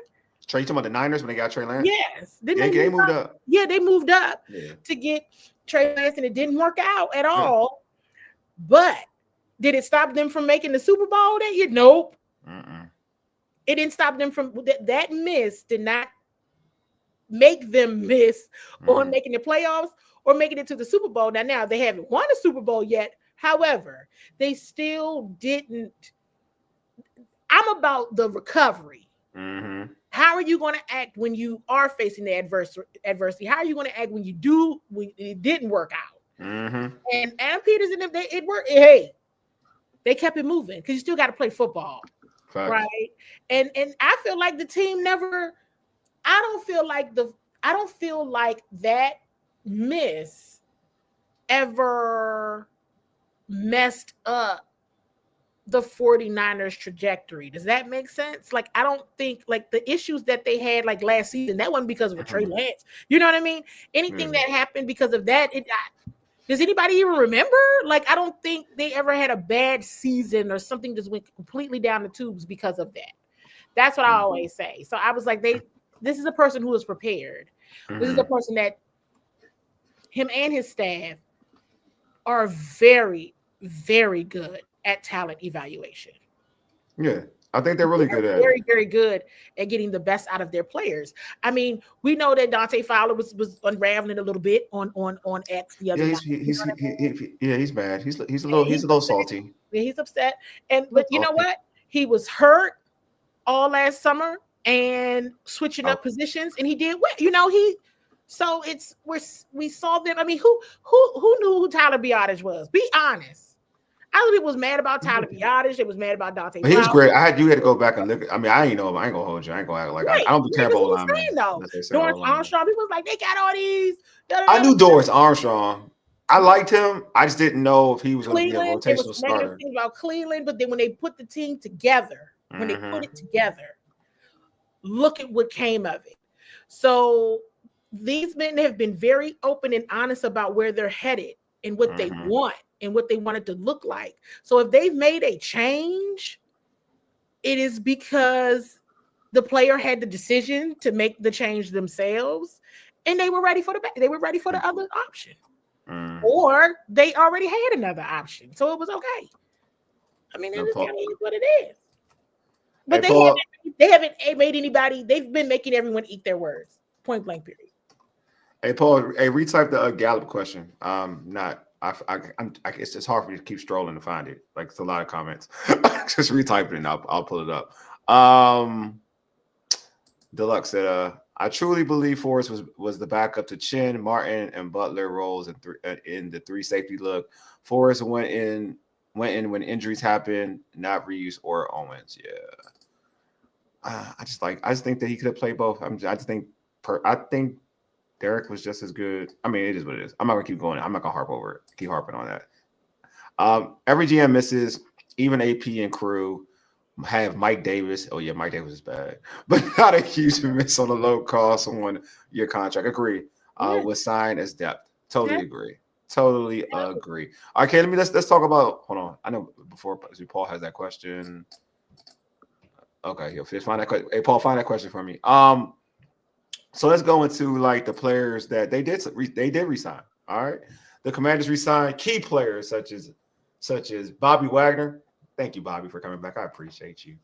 Zach Ertz. Thank you, Zach, for coming back. I truly appreciate you. One of my favorites, Tressway. Thank you for coming back. I appreciate you as well. Your thoughts on these the importance of resigning these players? And you could probably mention some other individuals as well if you want. Oh, yeah. I mean, I think it was super important because these are clearly tone setters, you know, in how they practice, right? You play like how you practice, and their approach to practice, how serious they take practice. I mean, every time they get onto the field is a gift to these guys, and they treat it as such. And then you had a locker room that followed suit. They're very serious about their film time, their study time, their time with the coaches, their time with their teammates, their time on the field. They mean business. And all of those guys you named, so far, you know, no one gave it a second thought of where they wanted to be. Like I said, I asked Zach today, you know, what was the moment you knew and he's like, okay, the game ended around 6. All right, at 6:01, I was like, y'all, where I sign? Where do I sign? And I know that, Bowie TV caught, when Ertz and Fletcher Cox, embraced after the game, and of course, Eagles said, oh, he want to be an Eagle. He wish he was with the Eagles. That ain't what he told us today when I asked him. That's not what he told us today when I asked him, because I didn't know what he was going to say. What that was that moment, he wanted to return. I kind of asked, when did you know you wanted to be a commander? He was like, Candi, like last year. I'm like, I'm sleepy. And I meant, now when you came back to get my words out. I normally get my words out very well, but that didn't work out for me this morning. But he knew what I meant. And I think that was fantastic. I think I see John Bates is another player that has been under. Go with Jen. I'm gonna let you talk about John Bates because I'm not the biggest John Bates believer, but I know. Let me tell you, Zach Ertz, that everything he said about John Bates today. Okay, you should probably listen to that press conference. It was. I probably will. I am deemed a John Bates hater. I would recommend everybody, if you have not listened to Zach Ertz's presser, from his re-signing. Okay. Because that's what happens, right? They re-sign and then they actually have to sign, right? So he signed and John Bates actually signed today, and then they talk to the media. And so both Zach and John talked to the media today, and what Zach said about John Bates was extraordinary. You gotta listen to it. And I remember even telling late last summer, I was like, John Bates is their person. John Bates is their person. They like John Bates. It's his blocking abilities. It's his, and he's smart. He's a good blocker, I guess. Yeah. He's an excellent blocker. You know what? He's an excellent blocker. I'm gonna take folks there. He's an excellent blocker. He's an excellent blocker. He is. He's really good. And he's very good. Yeah, at blocking. At blocking. Yeah, maybe give you the blocking tight end. He's good at blocking. He's very good at blocking. But you please listen to it. And if you everybody go and listen to Zach Ertz's presser. I thought it was really great. Yeah. And Bobby Wagner's as well, and John Bates as well. But I really locked in on Zach Ertz because, and I forget who asked him. Maybe it was Ben Standig that might have asked Zach about John. I'm not sure, but he really gave an excellent answer about all of the just what John Bates brings. And so it was a big signing for them. And I think he said, he had an opportunity to go and make a whole lot of money. Like he could, people know what's up. People know who they have in John Bates. Yeah. But he wanted to be here. This tight end room stays together with Coach Rye. Again, I'm big on coaching. Let's give it back up to D. Rye, and what he's been able to do with the room in that tight end room. And I think that it's really cool. They re-signing Jeremy McNichols, right? Yes, wow. It's really, really, really. I mean, he works really, really hard. But there was some moments where J Mac. I mean, he was in the trenches with him now. That fumble. But that fumble in the NFC Championship game hurt my feelings. That messed me up. But he was in the trenches with them. He had some big moments early on. If you notice, remember when Austin Eckler got hurt, he had a big game against Arizona. I loved how he really, really went for it. I think it was on a 4th and 5 against the Atlanta Falcons. I mean, that drive is dead if he doesn't get that 4th and 5. And I mean, he went for it, he stretched for it. And it was several other times throughout the season. That's why that NFC Championship game hurt my feelings so much that I was like, oh man, you of all people. But I mean, hey, you can't win them all. But his, again, work ethic, study abilities, how serious he takes practice, the game, whatever they ask him to do, he absolutely does it. He's made huge impacts on special teams. He's made big impacts on special teams. So I like it. Maybe he had opportunities elsewhere and he decided to stay. We'll see whenever somebody asks him, whenever we talk to him. But this will be interesting. This will be interesting to see who lands elsewhere and who they re-sign or who comes in new. This is still an interesting week because you all have to figure. Look at all the free agents that they, Cornelius. They lost Cornelius. He went to the Browns. Diami's with the Jags. Yeah, We know Jay's with the Vikings. Chin is with the Raiders. And who'd you say? Paul said Paul said about picking Diami. He said the only person I'm really surprised they let go with Diami. Not surprised. I kind of knew. Yeah. You kind of had to. After the tweets and stuff, you kind of knew. I think I got the one tweet. Who? Diami? Yeah, co-signed it. He co-signed it. What's his name's tweet? Whose? Dante? Fowler. He co-signed this tweet. Oh. Let me. Yeah. Yes. Yeah, he co-signed it. I knew he was coming back. I'm not sure. And definitely wasn't getting 10 mil here though. I know that too. He wasn't getting 10 mil here. He made the right business move though. Shout out to Diami. Oh yeah, man. And it's warm in Jacksonville. Huh? And he actually, if he fits everything that I think he needs to, he has a decent throwing. Like I like Sunshine. So I mean, I call him Sunshine. Trevor Lawrence. I like Sunshine. So I think that's a good quarterback. Yeah, I think he's all right. I think he's cool. I mean, it's a tough business. It is. I do want. Bates. No. Bates had a fumble last year. I'm looking at stats. He had a fumble. Had some drops too, but it is what it is. I'm not here to knock on. He's a good blocker. Like my man Deluxe said, he's a good blocker. He is. He blocks. And all the tight ends coming out of college, they don't block. You're right. They want to be Kelsey, Waller, Pitts. I agree with that. That's fair. I think he's a good role player. You know what? He's a good role player. That's how Bates is a very good role player. Never thought Diami was coming back. No, it had nothing to do with the tweet. I just knew that once. No, I think you're saying once he tweeted it, I knew he wasn't coming back. That's why he co-signed. I just knew he wasn't. I knew they told him all right, you're free to do whatever. You know what I'm saying? See what works for you in free agency. Yeah, because when you got a gig, you're not saying nothing. You chilling. He knew. Once I saw that, I was like, oh, you going somewhere else. I already know. Because if they're re-signing who they want to resign. Yeah, they resign who they want to resign. That's all. I mean, and if you come back, maybe it's a cheaper deal, or maybe you'll get you're okay with the deal we're giving you. But if not, then go and test free agency, see what it's like, and come on back. Yeah. And if not, I understand. Exactly. That's all I'm saying. I ain't saying that tweet diminished his relationship with Watson. I had nothing to do with anything. I just knew that in his mind, he knew he was coming back. That's all. He knew. The reality, and I also everybody wanted to be here.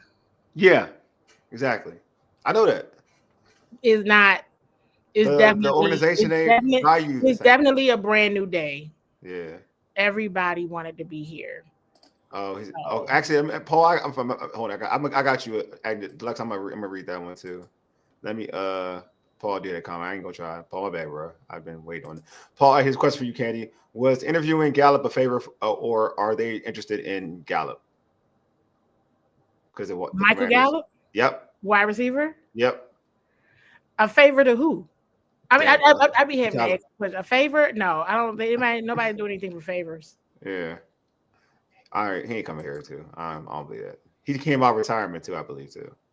They re-signed Mariota. That's who I want. That's on my list. But it's, I get, some people do want, everybody wants to be here. They love it here. This is a destination, but some people have, other career aspirations. So we'll see.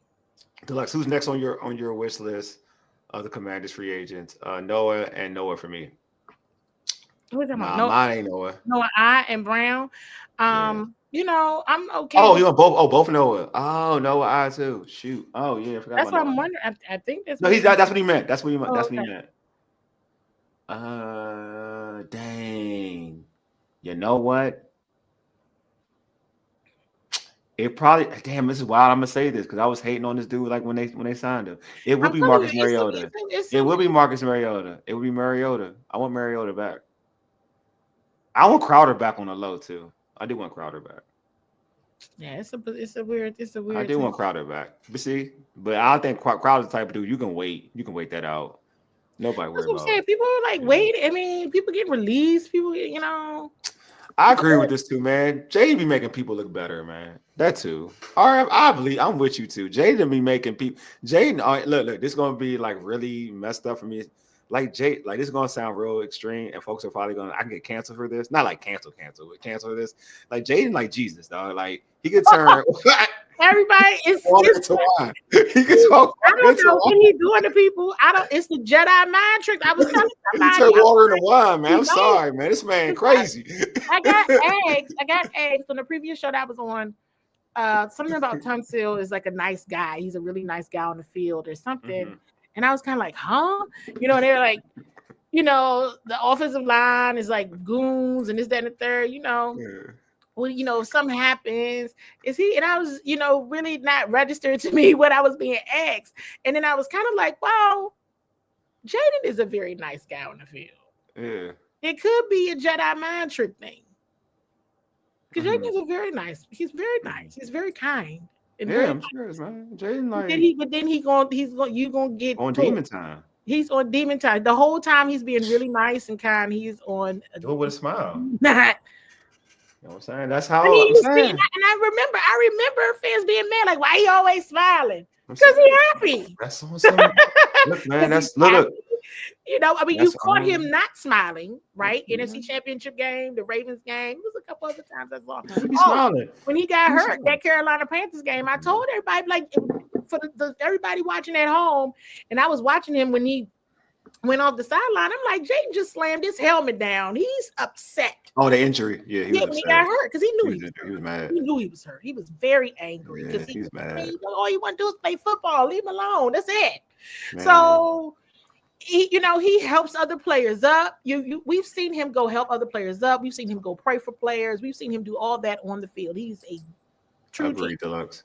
So, it's just, so Tunsil maybe has that same, but he just is, I got so many calls and text messages, Wole, Super Bowie. He was like, "Are you out here?" I was like, "No, I'm asleep."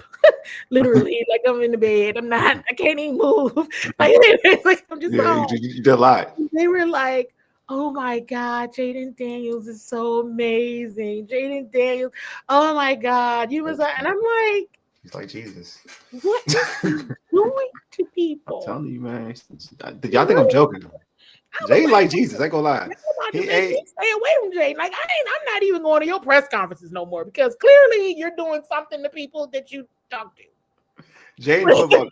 I'm a backtrack because folks gonna probably really cancel me. Jaden like football Jesus. Jaden like football Jesus. I'm serious. Like Jaden does everything with a smile. He got followers, man. He got people to follow him, man. Commander, like these players follow Jaden. That's just crazy. They follow Jaden. You know what I mean? Like just like everything, he does everything with a smile. Like he gives you his message with a smile. Joking with Coach Kingsbury, dude, where you gonna go? Yeah. Where else you gonna go? And I was joking, but I was serious. How you gonna just leave? Let me take your phone. Matter of fact, because you don't need your phone because you need to be preparing for the game. Okay, but tell them people you're not taking their jobs. You want to know why? Because Jaden Daniels is here. Where else are you gonna go? Yeah, exactly. Because you're Jaden's disciple. You can't be leaving the disciple. You're a disciple. You can't be leaving Jaden. You're a disciple. Jaden, are you crazy? What's wrong? But it was so funny in the moment, and then I'm like, oh my gosh, these people. They really don't want to leave. I agree. Jaden's a natural leader in anything he would do. I agree with this. He is a natural leader in anything he did. Yeah, I'm serious. My business because whatever fairy dust. I agree with Deluxe. Who said he's? I don't even. He got some. Yeah. I'm serious. Like you can see it though. Like all jokes aside, like that's one thing. It's an innate ability and characteristic to lead that he has that. It's like everybody when he moves, you see they moving. When he says, "Bring it in." Yeah. I mean, I watched certain games over again, and it was so like, when was he mic'd up? That was the Falcons game, right? Yeah. And I know everybody's like, "Oh, Jaden's so calm. He's so poised. He's so da da da." And for me, from my vantage point, I was like, Jaden is mic'd up, and he's smart enough to do what he got to do to win this football game. but not do anything or say anything that's going to be too wild because he knows he's mic'd up. You know what I mean? That's my perspective on it. Right? That's all these players. They go either way. Mic'd up, but you gotta because everybody don't even know what you're saying and what you're doing. But many players have said it. Terry McLaurin said it early on. He said when he gets out on the field, he believes he's the best player on the field. He makes us all feel like that. Well, there you have it. You got it, Paul. You got it. So I'm gonna wrap this. This is my last question. I'm gonna wrap this thing up and kind of bring everything together. Mm-hmm. Do all of these moves so far? They're not done yet, but right now, have they put the Commanders on the next level? Yeah, okay. Little by little. Okay. Little by little. Okay. Little by little. They it's a process. They put the pieces together, and I think everybody should be. Everyone should be happy regardless, but agree. Never has this town been a place that players wanted to play and did not want to leave. Yeah, and that is now this place. I agree with this, Paul. I think offense, yes, obviously with Tunsil. I think defense is pending. It's coming. They ain't gonna trust me. Bobby Wagner on the other side of there. They're not about to let that go down easy. Trust me. Oh man, I appreciate you, Dujane. Always appreciate you, homie. Dujane doing great work, man. So make sure you follow the Not Bland show on YouTube too, y'all. Make sure y'all go over there, subscribe to his channel. Dujane is good people. Great show, man. Great show. And shout out the athletic training staff. I'm gonna see if they can help me out with a few things. Let me stop, but yeah, Deluxe said left tackle is a huge step. That position possibly upgraded 3 positions. I agree. I think so. I think it makes the offense 10 times better. I think the offense could be so much like getting Tunsil makes the offense that much more dynamic. Agree with you, Paul, though, about like the defense is still pending. I think Texas let them go. Yeah, me too. But especially when you got a franchise quarterback too. That's weird. That is weird. It is. That's why I'm like, I just want to make sure I say that out loud. That's weird. I don't think I've said it out loud. I know we've been on here for a minute, but I haven't said that out loud. But trust me, I'm using my tools and I'm trying to figure that out. Yeah. How much was the penalty situation? What was it? But again, a change of scenery can do wonders for players. Yeah. But he's still one of the best, if not the best. Yeah, he's one of the best. Because Trent's still the best to me. Trent's still the best. Yeah. But if it's just, I'm with you. No, I'm with you. Believe me, I'm with you. I mean, they improved a great deal. Definitely. RNF said they need to stay focused on the trenches. I agree. I do think that, they definitely need to stay focused. I think that should be the main thing. Yeah, main thing, especially in the draft. But that's used to be a thing for the Niners. They used to worry about that. Like if you're looking at Adam Peters and looking at what he's done, and when he was with the Niners, in that organization, getting guys in the trenches was very important. So hopefully they do that. But yeah, in terms of that, I think what Paul says perfectly. That's the perfect way that I would state it, because I believe like offense, I think that they're set. To be real, I think offensively they're set. I mean, they're speed running back away. I do think they need that. Yeah, Morgan Moses got a ton of penalties too. He did a lot. But I like Morgan Moses. I wanted him back. Did Morgan get re-signed? He did. He got signed? He did to the so he did sign. So Morgan just got signed to the Patriots, I think. I wanted Morgan Moses. That's what I wanted, to be the right tackle. I'm not going to lie to you. Patriots or something. Somebody somewhere cold. It's either Patriots or the Colts. Somewhere with blue and white. Well, I'm going to find out now. But he definitely Patriots. Yeah. Okay, I knew because I was tracking him. Trash Patriots. I hate you. But now at this point, I'm just like, oh my god. But yeah. Paul said Patriots. Damn, I wanted Morgan Moses too. But hey, this offensive line was not exempt from penalties. Now remember week 2. They had issues. You still got Wiley. Wiley still got a bunch of penalties anyway. They had their issue. Yeah, Wiley gets a bunch of penalties anyway. So I mean, that's not like. He's known to get penalties. Let me say that. Let me not be all over the top. He's known to get penalties. So yeah. Man, this has been a dope show. Go ahead, Candy. Go ahead. No, I'm just saying. I think we'll just have to keep your eyes on the rest of the division, what they're doing. Okay, so what do you before what are your clues though? I feel like the Giants are trying to do something to bolster up their defense, but they trash. They're gonna be bad for a while. And I was saying that I was like, wait, They're gonna be bad for a while. I thought Aaron Rodgers was supposed to be going to the Pittsburgh Steelers. They talking about getting Aaron Rodgers. I have to. I mean, the market is dry. They kind of need a quarterback. They need something because they didn't got. They got 2 wide receivers who are ready to crash out at any given time. So they need. And one of them is one of Jaden Daniels' best friends. So you might want to do something before he come down the street. Oh, I was talking about I was talking about the Steelers. The Steelers. They got. I thought you talking about the Giants. He about to crash out too. He be that one. Malik Neighbors about to crash out too. But these two about to crash out. These two crash out. Pickens and DK be crashing. Yeah, I mean they better take him over. They better find him a quarterback ASAP. They better. I'm not interested in Aaron Rodgers being in the NFC East at all. Yeah, he needs to. Yeah. See, how soon? I'm saying they Deluxe. They gonna fight.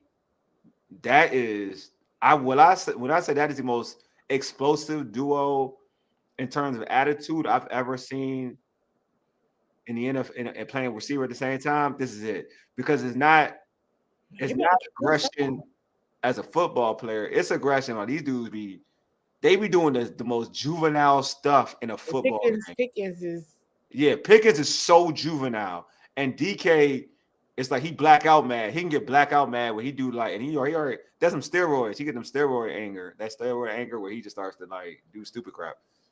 But Mike Tomlin gonna earn that. Yeah, he gonna earn his money next year. I'm telling you, that man gonna earn his money next year. Definitely is. But anyway, Candi, before we wrap this show up, let our viewers know how they can catch you on social media and also catch your great content for Bowie TV. Follow me on X at CWall SE. Y'all can go ahead and follow Bowie TV on YouTube, X, Instagram. At this point, you can just Google Bowie TV and it should come up everywhere. But make sure you are subscribed. I think on the Bowie TV YouTube, we just posted some of the content from Combine. Mm-hmm. So you all make sure you go and listen and watch and use your clues because then it'll make all the sense in the world what is happening right now and then what is happening. So, enjoy the show. This show and the Commander show. Enjoy that show too. And we'll see what happens. And as an honorable mention, pay attention to the moves of the Eagles, the Cowboys, the Giants, because I always tell people that. Make sure you're paying attention to what the division got going on too. Enemies. I believe in that in life. Always pay attention to your enemies. You know what I'm saying? You have to. All right. I know it sounds it's kind of good. Gotta know how folks move. Yeah, Deluxe is hilarious. I'm sorry. Remember Celebrity Deathmatch? I do. MTV. I used to watch all the time. In the DK and Pickens and Claymation. Oh my God. I need DK and Pickens and Claymation. Oh man. Oh God. That would be hilarious. Hilarious. Man. Oh man, appreciate you, Deluxe, man. You my guy, bro. Thank you. And so Wole, you gonna be gone. So enjoy. Yeah, I'll be gone. I got me at tournament, but I'll be back on Sunday. We got stuff to rap about. Hopefully there's a bigger move so we can talk. Well, not Tunsil was pretty big, but a secondary. Y'all want something else? Debo and Tunsil. No, I don't want no like not like that move. Like a sign-in. Like I want a good sign-in. Like I don't need exact. I want me like I ain't gonna lie. I want me like a Justin Simmons type of sign. I want to sign like, all right, I'm good. You know what I'm saying? But I'm already under the assumption that they're pretty much done mentally. Like I'm kind of like under that because there's nobody I feel like there's not gonna be an edge rusher that I feel like they can get in free agency right now that's gonna be like whatever. I think all the guys that everybody wanted, they're gone. They got all the ones of some type of talent has been like signed up already. You want an edge rusher tomorrow? I don't know who's gonna be out there. Chase gone. Chase names. Yeah, chase the fit. Yeah, sorry. Don't chase names, chase the fit. That too. This is the fit, but I don't think there's players who've had great production that's around. Yeah, I just don't see the players. I don't even see a fit. Chase, man. Who was gone? Did you say Chase was gone? Nah, I did. Chase Young signed. He signed. Who? I don't even The know. Saints. The Saints. They He resigned to the Saints. He resigned. They gave him some money too. He got some good money too. Good. Yeah, good money. I don't know. Oh, there's not a fit. Is Landry still out there from Tennessee? I mean, they sometimes they know what they want. The thing that you don't expect them to do too. True. Right? Like none of last year was really super sexy. It wasn't like a whole bunch of. I mean, that's what I'm saying. Name, right? So it's kind of like, let's just see who the best fit. Yeah, it's up to Jay basically was the It's don't chase the name, chase the fit. That's what that's what they on. Yeah, see, he sounded good. Chase deal was good. It was a big deal. I'm happy for him. I'm proud of him. I'm happy for him. That's what's up. Damn, Landry signed with the Patriots. Good God, they all are gone. Jeez, all the details, all the DNs are gone. Jeez Louise, good God. Oh no, I gotta end the show because now I'm getting frustrated again. I got my phone and phone. It'll work out. And I mean, hey, again, they're gonna draft the edge rusher now. I know they are. Verdi. I think they're gonna draft the edge rusher. It's the way it's going. Like there's nothing in the market you don't have to force. There's no need to force a fit. So what Deluxe said, I feel like, and if they get somebody. It's somebody they wanted, or somebody who's about to be released, one or the other. But it is what it is. But anyway, man, I appreciate all of y'all for tuning in. Before we end this show, I want to make sure you're subscribed to our podcast on Spotify, Apple Podcasts, TuneIn, iHeartRadio, and other podcast platforms. Just search the Urban Sports Scene. If you have not, please don't be lazy. Do it now. Subscribe to the Bowie TV YouTube channel and also the Urban Sports and YouTube channel. So if you're on any of these platforms right now, hit the red subscribe button. I'm waiting for you because I don't like a freeloader.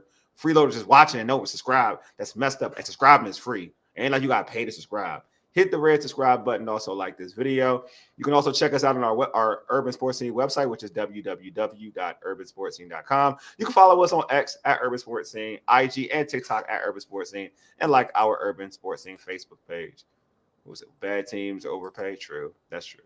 I'm gonna get one more and I'll end the show because I was about to end the show and Deluxe you hit me with a good question. So all big deals and went to the Patriots, Jags, Browns, Raiders.